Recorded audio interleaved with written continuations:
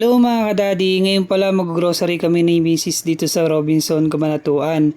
Dito kami bumibili lagi ng niluluto namin mga meat kasi lagi ditong bago.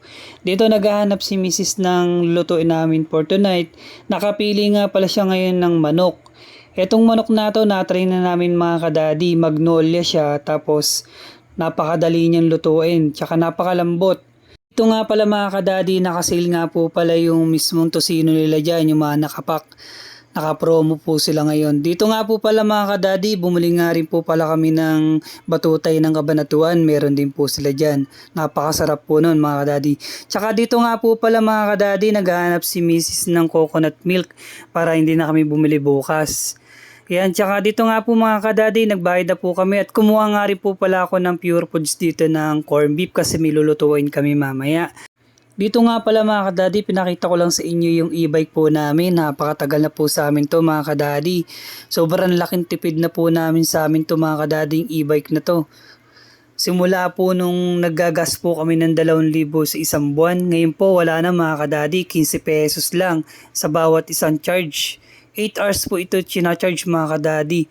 Napakatipid, napakalaki po talaga ng tipid. Kaya po kayo mga gusto po nyong mag-e-bike, i-try nyo na po mga kadadi, makakatipid po talaga kayo. Ngayon po mga kadadi, 2,000 namin, pinakakailan lang po namin, pinabibili na lang po namin ng ulam.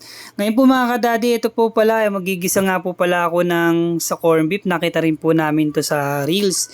Gagayahin lang po namin ni Mrs. kasi mukha pong masarap. Dito nga po pala mga kadadi, nagisa nga lang po pala ako ng sibuyas bawang. Tsaka sinunod ko na rin po yung mismong corn beef namin. Dito nga po pala mga kadadi, hindi naman namin pwedeng sayangin itong corn beef na to kasi napakamahal po pala ng Pure Foods. 106 po ata isang dilata, gaganyan lang po yung laman.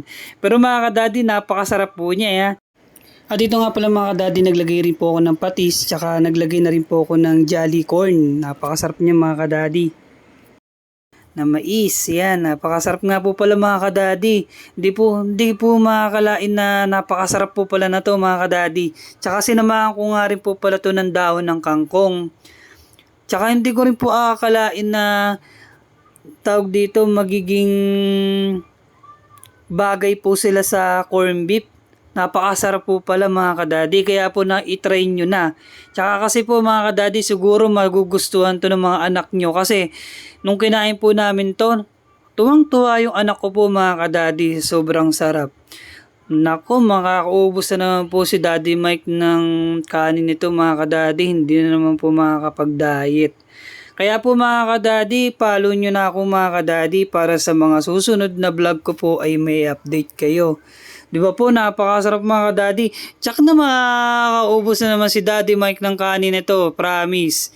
Napakasarap. Kaya ito nga po pala si Daddy Mike Kitchen na nagsasabi na piliin mong lagi pong masaya mga kadadi dahil minsan lang pong mabuhay dito sa mundo mga kadadi. Yan, napakasarap. Kain na po tayo mga kadadi.